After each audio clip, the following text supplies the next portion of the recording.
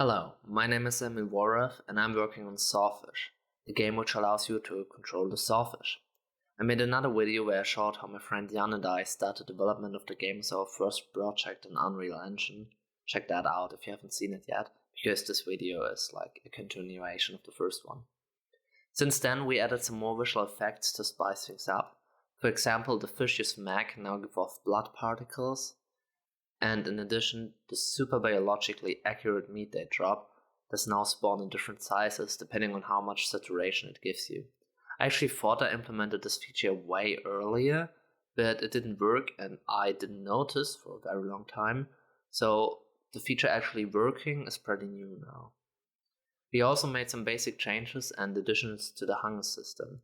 First we added an additional health bar, so now you don't just die if you're too hungry, but you slowly get damaged until you have no health left and die.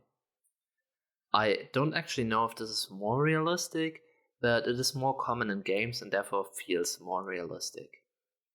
And if you're damaged but have sufficient saturation, you regenerate health but get hungry more quickly.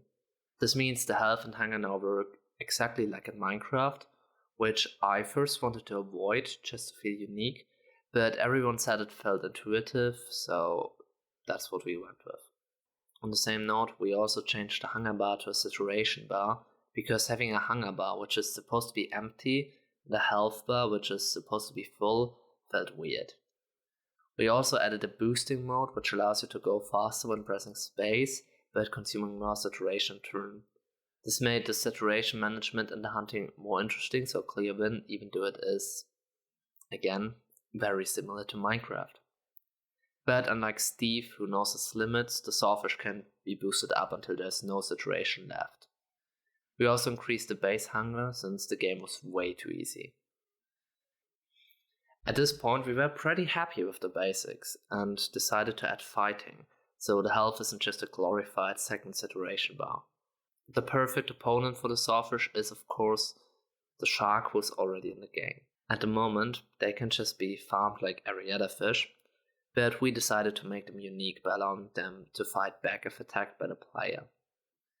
However, before we get to add this functionality, I realized a bunch of problems in the base fish movement which I cleaned up, which actually led to way smoother fish movement than before. But back to the shark.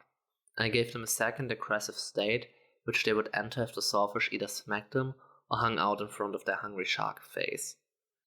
When the shark gets aggressive, it swims towards the player and damages them by biting if close enough.